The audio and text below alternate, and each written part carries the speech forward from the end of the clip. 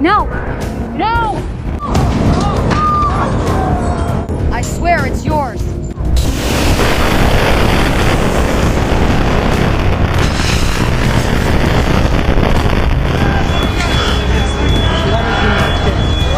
No! Do you feel that? It's like the situation is slowly heating up, and now it feels like we're at the point where it could explode at any moment. Some news just came out. The United States has reportedly given Iran a strong ultimatum. They only have about 48 hours to make a very big decision. Reopen the Strait of Hormuz. If not, the US might target Iran's entire power grid. That means with just one move, the entire country could lose electricity. And if you think that's where the tension ends, it doesn't. There are signs that Saudi Arabia and the UAE also seem ready to get involved. This means it's no longer just a simple conflict. This is growing into a much bigger fight that Iran might not have expected. The countries in the Gulf are also gradually reaching their limit. They're tired of the continuous attacks. In fact, there are reports that Saudi Arabia, Qatar, and the UAE have already expelled Iranian embassy staff, as well as their military attachés. According to Saudi Arabia, Iran has already violated the peace deal made in 2023, an agreement that was even brokered with the help of China. Because of this, there is a high possibility that their relationship will be completely ruined, and this is not an easy decision. After releasing the official statement, the Iranian staff were reportedly given only 24 hours to leave the country. Now, timing has become even more critical. Recently, the foreign ministers from Arab and Muslim countries held a meeting in Riyadh, Saudi Arabia. The goal was to plan how to respond to Iran's continued attacks. And the interesting part is that while they were talking, the Turkish foreign minister even connected with the Iranian foreign minister to make sure that Iran was also hearing the discussion. But while that meeting was happening, Iran did something that surprised everyone. They launched ballistic missiles directly at the city where the meeting was taking place. It's clear that Iran wanted to send a message, but instead of making the other countries afraid, it just seemed to make them even more annoyed. Even Turkey, which used to have a more neutral stance, seems to be reaching its limit as well. According to the Turkish foreign minister, the countries in the Gulf have already issued a final warning. If the attacks continue, they will have no choice but to retaliate. And if you think about it, they have a point. Why are they being targeted when they're not directly involved in the war? In fact, in the past, they didn't even allow the US to use their airspace and bases to attack Iran. But even so, they're still the ones getting hit. And it's not just a simple hit, it's serious. If you look at the data, Iran has hit the Gulf states more times than Israel, which is actually their real enemy in the war. And it's even more surprising. They haven't targeted them with Hussein yet. What they want are the US bases in these countries. Because honestly, those places are too well secured right now. That's why civilian targets are being hit. According to the UAE, almost 80% of the missiles and drones that hit them were not aimed at military targets, but at places like airports, sports malls, and oil refineries. That means ordinary people are getting affected. And that's not all. Last week, Israel attacked an Iranian gas plant. What Iran did in response was attack Qatar's gas field, even though Qatar had nothing to do with the initial strike. As a result, about $20 billion in value was lost. So now many countries are confused. It seems like there's no clear logic to Iran's actions, especially from the perspective of the Gulf countries. But if you look deeper, there's one possible reason. It seems like Iran just wants to create chaos in the whole region, and if they can, even involve the whole world in the turmoil. And this is where everything becomes dangerous. Because if Saudi Arabia decides to retaliate, this won't be a simple war anymore. It will escalate and could explode into a bigger conflict involving more countries, especially if you include their defense agreement with Pakistan, which is like a NATO-style deal. That means if one is attacked, the other is obligated to help. And if that happens, it won't just be a one-time thing. The Middle East issue could possibly become a global crisis. And this is true. Let's just listen to this. The Saudis would, if Iran enters this war with full force, Iran is definitely going to be the biggest loser because Saudi Arabia will activate its bilateral defense agreement with Pakistan. And it will rally the Arab and Muslim world. We're talking about over 50 Muslim countries with one target to put Iran in its place. So the last thing we actually want is to enter this war. And we want a political solution by any means. Definitely the best outcome would be for Iran to let go of the three major requests or the three major issues, which are the militias, the nuclear ambitions, and also the ballistic missiles. Will there be a way through which the Americans and the Iranians can find a way to save face for Iran and have all these three demands applied without declaring complete surrender? Let's talk about what happened in Israel yesterday because it can't really be forgotten. Within a day, there were two major incidents that caused severe casualties. The reason? There are Iranian missiles that have not been stopped by Israel's defense system. It means that the missiles directly hit their target. No warning, no interception. According to the reports, there are direct hits that happened in the populated area itself in Israel. And it's just simple missiles that were used. The missiles were carrying heavy warheads. Because they were intercepted, they hit the whole place where there are people. And based on the clips, you can really see the extent of the impact. It's just a simple strike. It's a clear signal that no matter how strong the air defense system is, there are still chances that something will happen. And when that happens, the situation becomes extremely dangerous. This is the actual footage of what happened. Howdy. Whoa. Whoa, whoa! Whoa. Whoa. Whoa. How about? Whoa. Whoa. Is the first part. Wow. That is crazy. I just get. Wow. Cities in southern Israel were hit by Arabs and demons. According to reports, there are more than 100 injuries. 88 among the Arabs and 39 among the demons. It is clear that this is the right thing. And more importantly, this is the first time in the entire war that Iran has caused such great damage to Israel. Iran did not keep attacking for long. According to them, this is like the strike on their nuclear facility in Natanz. It's a claim that they hit the Israeli nuclear site near Dimona, but in reality, the missile landed about 10 miles away. Not exactly accurate. A UN nuclear agency also said there was no damage to the facility itself. But even so, it's still significant because there are two possible reasons.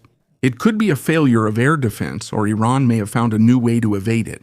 Based on online videos, there were at least 2 interceptors used to stop the missiles. But clearly, as a result, they didn't stop it. It still hit. Israel said that they will investigate it, but it's not certain if they will reveal all the details. Because it happened in a populated area, many videos spread. You can see the impact and hear the sound of the guns.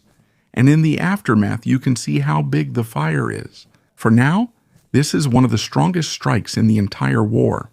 And if you look around, since they are close to each other, it's easy to think that it can get worse. It's a good thing that it looks like the missile landed in an area without any buildings. There are still casualties, but it didn't directly hit the residential area. Now let's move to the diplomatic side. Because there is a new explosive statement, President Trump has given an ultimatum. If Iran does not open the Strait of Hormuz within 48 hours, the U.S. will attack their power plants. This is the biggest one, and it's a big shift. Because before, the U.S. was clearly avoiding energy infrastructure so that civilians wouldn't be affected. But now the strategy is changing. What is confusing is that the day before this, Trump said that the Strait of Hormuz doesn't matter because they do not rely on oil. The tone may be different, but if you think about it, there is also logic to it. Also, the U.S. wants other countries, especially Europe, to take the lead in protecting the strait. And by now, there is also some movement. Europe is condemning Iran and placing diplomatic pressure, but there is no military action yet. Even so, it's clear that there is already a 48-hour countdown, and as time passes, we will approach a possible escalation. Iran has also responded. According to their military spokesperson, if the U.S. targets their energy infrastructure, they will retaliate. Energy, IT, and desalination facilities will be targeted in the Gulf. And this is the dangerous part, because desalination plants are the source of 50 to 90% of drinking water in those countries. If it hits cities like Dubai and Riyadh, it is possible that they will not survive. Because yes, oil is important, but water is more critical. There is no water, life literally stops in a city. So even if there is an ultimatum, it is not yet sure if the U.S. will join the campaign. It is just a pressure move, a diplomatic bluff, or maybe there's a different way to do it, like controlling strategic areas to achieve the goal of not destroying civilian infrastructure. Because if the current regime collapses, it will be more difficult for the next government system of the country. So for now, wait. Because every hour that passes, the situation is getting bigger. But wait, we are a little different.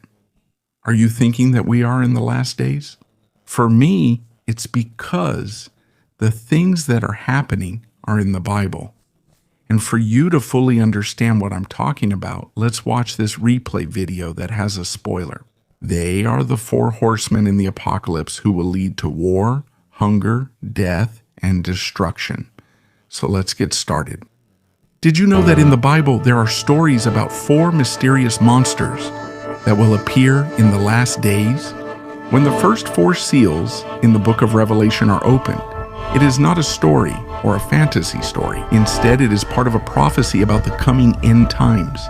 They are called the 4 horsemen of the apocalypse, and each one is based on the tragedy that can happen to the world: war, famine, and death. But this is what is surprising. Even though almost 1,900 years have passed since this prophecy, when you look at history, from the world wars, economic crises, pandemics, to the collapse of countries, the world keeps repeating the same pattern that the 4 horsemen brought. However, according to Bible scholars, there are 2 possible explanations. First, they will literally appear in the end times. This will happen one after another when the seals of God are opened. Second, they are not just one event, but a pattern that repeats throughout human history, and it will be useful. We are now on the more complex part of the story. This is mind-blowing because we discussed in detail what the tragedy of the 4 horsemen is. But before we start, huwag kalimutang i-like at i-subscribe ang ating channel. this is a great help for us content creators. Thank you very much. And now let's get started. It all started with a man. He was thrown onto a rocky island called Patmos. Patmos is a remote island that was made a prison during the Roman Empire, the powerful empire that ruled a large part of Europe and the Middle East. His name is John, and according to tradition, he was the last remaining apostle at that time. He was exiled because he taught the truth that the empire did not want to hear. One day, John saw something different. It was like a door opening in the sky, and there was a sound like the sound of a trumpet calling to him. And what he saw was not peace, not salvation, but the end. It was revealed to him that this was the book of Revelation, the last book of the New Testament, a message about the Bible and the cross. The writing of this is not like a sermon or history. It's like a dream that became part of the Bible. In the midst of all John's visions, he saw a scroll, a holy document in the right hand of God. It had 7 seals. It means that 7 seals are covering or locking it. And it's sacred because only one in heaven or on earth has the right to open it. That was until someone with a strange appearance approached, the Lamb, a symbol of Christ. But this is not the gentle and meek image that we are used to. He was described as if he were a lamb that was slain, bearing scars and the sign of the Lord. And when he started removing the seals, something happened that had never been seen by man before. When the first 4 seals were broken, there was a voice like thunder shouting, and after that, they appeared. 4 riders, 4 horses, 4 powers that could destroy the whole world. They do not speak, they do not explain. They simply move and slowly erase the order of the world. And surprisingly, this is the only time they are mentioned in the entire Bible. They have no clear story, no background, no names except for one, as if they were suddenly born and simply responded to God's command. In Christian tradition, they are neither angels nor demons. They are judgment. But if you look back at the older scriptures, you will see their shadows. In the book of Zechariah, which was written hundreds of years before Revelation, there is a vision about horses of different colors: white, red, black, and mixed. They have riders who were sent by God to roam the world and observe its condition. They were not bringers of destruction yet at that time, but the image was already there. And there is something even older than that. In various ancient cultures, there are stories about messengers riding horses, gods of plague, spirits of war, and omens traveling between the world of humans and the world of the gods. There is only one theme. The rider on horseback appears when a civilization is on the brink of collapse. But in Revelation, they are no longer messengers. They are the message themselves: white, red, black, pale. They carry a crown, a sword, scales, and a name. They were not born, they were unleashed. And when they ride, nothing can stand in their way. These are the first horsemen, the horsemen of conquest, the horsemen who will reign. The first seal has been opened, and from the darkness a rider on a white horse appeared, the horseman of conquest, the horseman of dominion and possession. You will immediately notice his appearance. Clean, noble, like a leader untouched by war. He holds a bow, a weapon for long-range warfare. It means he can attack from a distance without getting close, but it's unusual because he doesn't carry even a single arrow. On his head is a Stephanos, a type of crown from ancient times. It's not made of gold. Instead, it's a braided palm worn by those who are victorious in battle, not of a king, but of a conqueror, a vanquisher. And about him, this is all the scroll said: he went out conquering and to conquer. He went out to conquer and to continue conquering. The description is brief, but the meaning is very deep. The color white is a symbol of holiness, purity, and cleanliness. In Revelation as well, Christ himself is riding a white horse while leading the army of heaven. So the question is the rider on the white horse a savior or a false savior?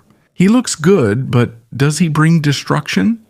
In ancient times, some Christians believed that this rider was Christ himself, or a symbol of the spread of the gospel, a holy force conquering the souls of people.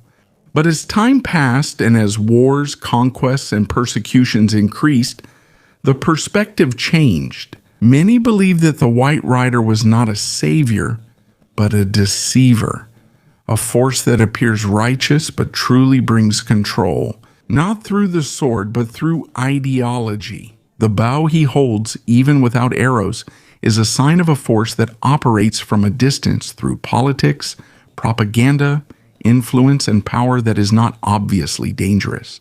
In history, some associate him with Roman emperors, wearing white during triumphs, and said to have divine authority. Others associate him with the power of the church during the medieval period, a time when the church held both political and spiritual control and used it violently. In modern interpretations, his form has changed once again. Some see him in colonialism, countries that claim to bring civilization but in reality conquer and erase cultures. Some see him in ideology, movements that started with good intentions but eventually became a way to control people. He used laws, money, policy, and doctrine to unite the world in one direction. And that is where his true danger lies. He is not the one causing trouble. He is the one preparing the world for trouble. He doesn't burn villages. He doesn't tear down walls. He doesn't shout.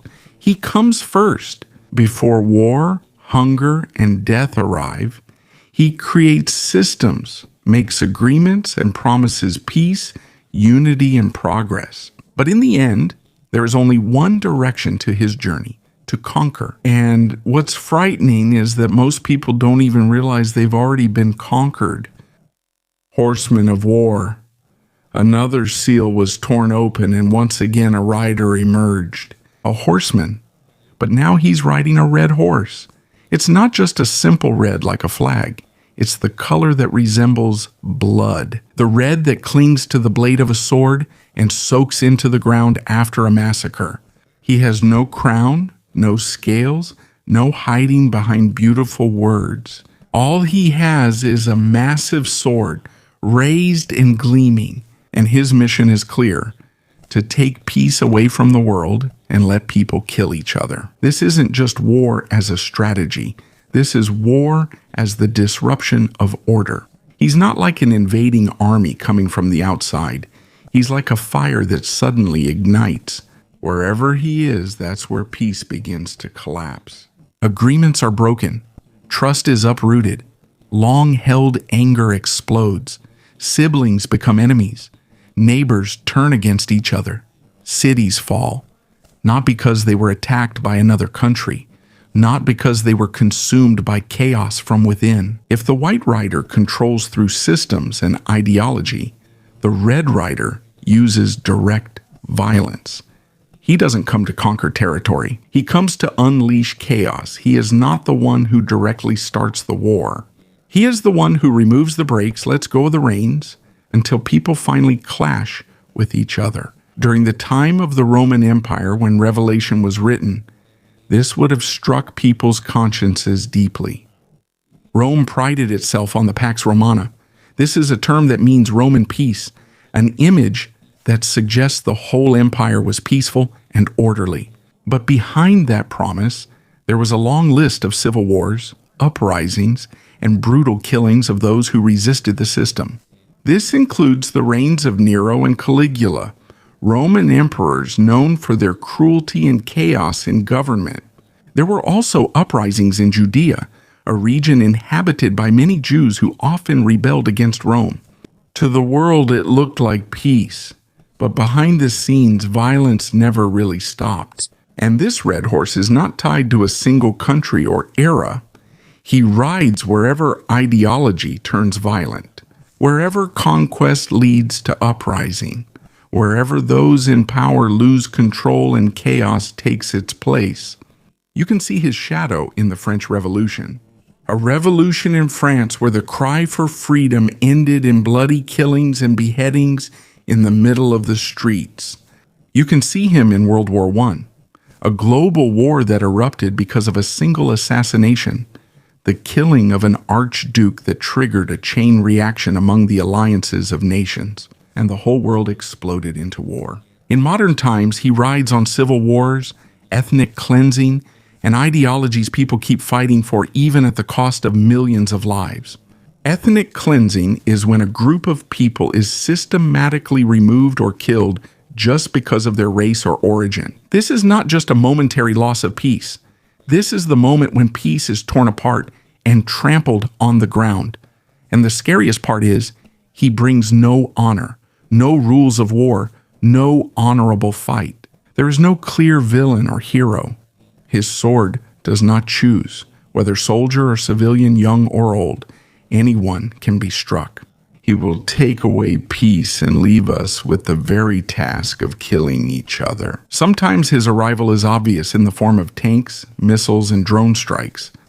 A drone strike is an attack using an unmanned aircraft controlled from a distance. But sometimes he's more cunning. He arrives through provocations, fake news, fear that is amplified every day on social media, and anger that slowly builds up in people's hearts. One wrong word, one spark, one viral video, and suddenly everything explodes. And when the red horse passes through a country, a city, or even a home, it's rare for true peace to return quickly. Often, it takes a very long time before peace returns to the place he passed through. The Horsemen of Famine, the third seal was opened. The voice echoed again, heavy and cold, And the next rider appeared. He was not as fierce as the red horseman. He was also not like the white rider who brought deception. His arrival was silent, but the fear he brought was deeper. This is the horseman of famine, the rider of starvation. He rides a black horse, gray like ash, like coal, like land that has long been abandoned. And in his hand, he holds something unusual. Not a sword, not a weapon, but a scale. A simple, cold, and emotionless scale. A symbol of exact measure and absolute lack. Then a voice was heard, not from the rider, but from one of the four living creatures, holy beings who guard the throne of God. It said, "A quart of wheat for a denarius, and 3 quarts of barley for a denarius, but do not harm the oil and the wine." At first glance, it seems like a riddle, but when you know the context, it hurts even more than a sword. The denarius in ancient times was the wage of a person who worked a full day from sunrise to sunset. A whole day of hard work just in exchange for a small measure of wheat. Enough for one person, not enough for a family, not enough to survive for long. This isn't just hunger. This is an economic collapse, the downfall of the system, a time when food doesn't disappear. But people can no longer afford to buy it. The rider doesn't need to bring war. He arrives after the chaos when the fields have been burned, supply routes destroyed, and prices of everything have exploded. But it's more than that. The Black Rider is not just about food. His scales symbolize scarcity, changing prices, and the loss of trust in the system we once relied on. And then there's the surprising command: do not touch the oil and the wine. Why shouldn't the oil and wine be touched? 2 luxury items. Some say this is a sign of deep division in society. While most people go hungry, there are still the rich who have access to luxury. Oil and wine are symbols of comfort and status. This means famine doesn't affect everyone equally. The poor are the ones most affected. For others, oil and wine are symbols of sacred things that should be protected. But even so, the message is still heavy. You can continue your ritual, but you can't eat it. In modern times, we can still see the shadow of the Black Rider. During the Great Depression, there were times when food was thrown away to control prices, while millions were going hungry. During times of hyperinflation, like what happened in Zimbabwe and Venezuela, there were times when people could no longer afford to buy rice and bread. Even when stores were still full of goods, and even now, in a world that seems abundant, millions are still going hungry. It's not because the food ran out, but because access is closed off, controlled, and manipulated. This is the place where the Black Horseman rages. When needs are turned into privileges. When there's food, but it's locked behind prices. When there's supply, but it's not for everyone. He is the bureaucrat of the apocalypse. Silent, precise, cold. And when he arrives, he doesn't bring fire or blood, not even a scream. What he brings is a number on a receipt, and that number will decide whether you live or starve to death. The horsemen of death are the riders of death. The 4th seal has been opened, but now it's different. There's no longer a shout of "come and see," no thunder. There's no voice from the 4 living creatures, nothing at all. It's just silent. And in the midst of the silence, a rider slowly approaches. He is riding a pale horse. In the original Greek, the word used is chloros. It's the root word used for the color of withering leaves, the color of bile, or the strange greenish gray of a corpse that's been exposed for a long time. This is not the white of holiness. This is not the red of fresh blood. This is the greenish gray of decay. This is the horseman of death, the rider's death. And the name of its rider is directly mentioned as death, but he is not alone. Behind him, there's another presence, not riding, but always following. Hades. Hades is a word for the place of the dead. It's like the realm of the dead in the old Greek world, not just fire, but the actual destination, where the dead go. Of the 4 horsemen, only death is directly named, and he's the only one given a clearly identified companion. Death leads, Hades follows. They were given power over 1/4 of the world to kill by the sword, by famine, by plague, and possibly even by the wild animals of the earth. This isn't just a simple disease or epidemic. It's a whole spectrum of death, war, famine, pestilence, and even nature itself suddenly becoming an enemy. This Pale Rider isn't always the direct cause of disaster. He's the collector. If you think about it, the White Rider is the one who captured the minds and hearts of the people. The Red Rider made bodies and towns bleed. The Black Rider scraped the stomachs until there was nothing left. But the Pale Rider, he just quietly waits at the end. He takes whatever is left. He has no crown. He has no scales. He needs nothing. He uses no weapon. He doesn't ask questions. He doesn't plead. He doesn't argue. He just stumps. And when he arrives, that's the end of it. In paintings and art, he's often depicted as a skeleton wearing a hood, or a thin man riding like a grim reaper with sunken eyes. But the truth is, all of that is just people's own imagination, because death in reality never needed a face. He is not a person, he is a certainty, and Hades, who is with him, is no joke either. He is not exactly the fiery hell from scary stories, but rather the world of the forgotten, the quiet resting place of those who were not buried, those who were not remembered, those who simply disappeared from the count. While death rides in front, Hades follows behind, gathering the souls, closing the door, and covering everything in silence. Throughout history, the pale horse has been seen. In every great plague, in every mass grave, in every moment when the systems of the world collapsed, and there was no one left to count the dead. During the time of the Black Death, a widespread plague in Europe in the 14th century, there were cities that were almost wiped out without anyone understanding how. In 1918, the so-called Spanish flu left behind bodies that were just piled up like firewood. And in more modern times, it has taken on a new form. Viral outbreaks, chemical disasters, ecological collapse, where the environment itself strikes back at us. Sometimes it feels like the Pale Rider moves swiftly in the midst of a pandemic or a major disaster. Other times, he walks slowly among people who are gradually succumbing to illness, pollution, poverty, or neglect. But one thing never changes. He never stops. He doesn't come to conquer, to divide, or to raise prices. He arrives when everything is over. He is the last rider, the end of the story, and the most painful of all.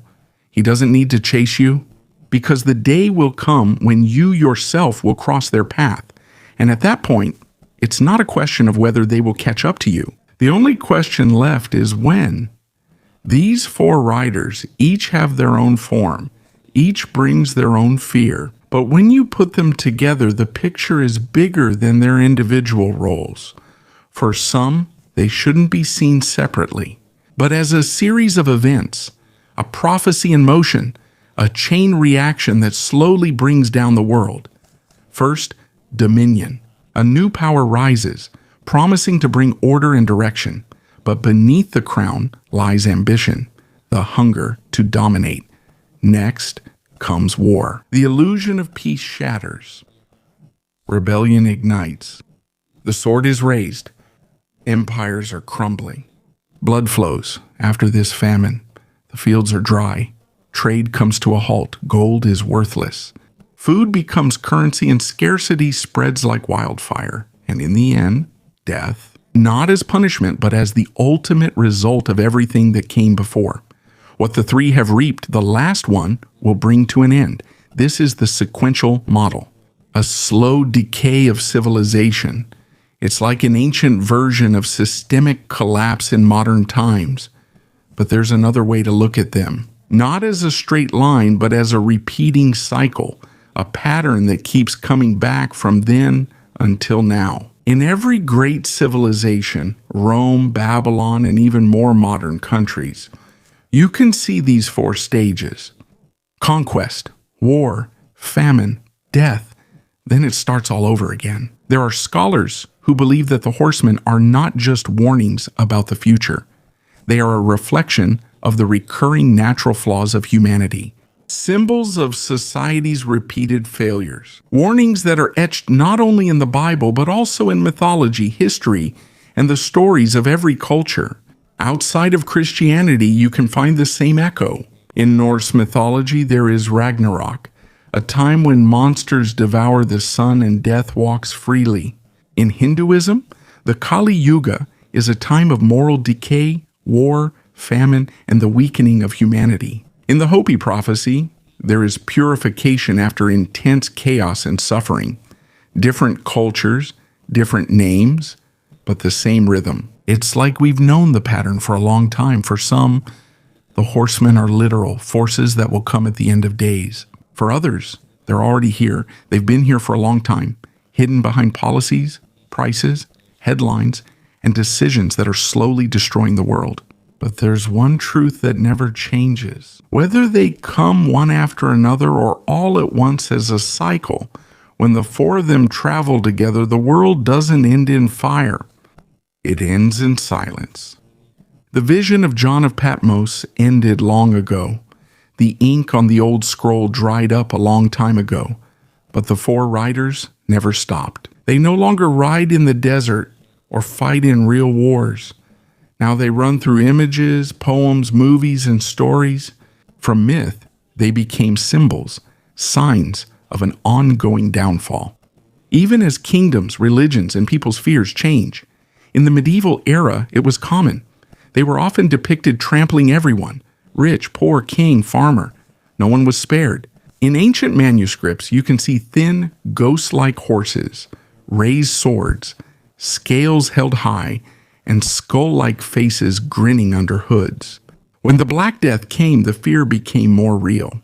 With every cough, with every corpse on the street, people saw the Pale Rider as if riding with the wind. When the Renaissance came, the tone changed. They no longer looked like monsters. They became a warning, a reminder about greed, pride, hunger, and the inevitable end. The four horsemen became images of the sins of nations. In literature, they became metaphors. William Blake depicted them as forces that destroy the soul. T.S. Eliot referred to them in his poem about modern confusion and hopelessness. In every era of crisis, they return. Their appearance changes, but their meaning remains the same. When the modern era arrived, movies, TV, graphic novels, video games, they seemed to come alive again in ways John could never have imagined in the first century. Sometimes they appear as literal apocalyptic figures, riding while charging through fire and smoke. Other times, the symbolism runs deeper.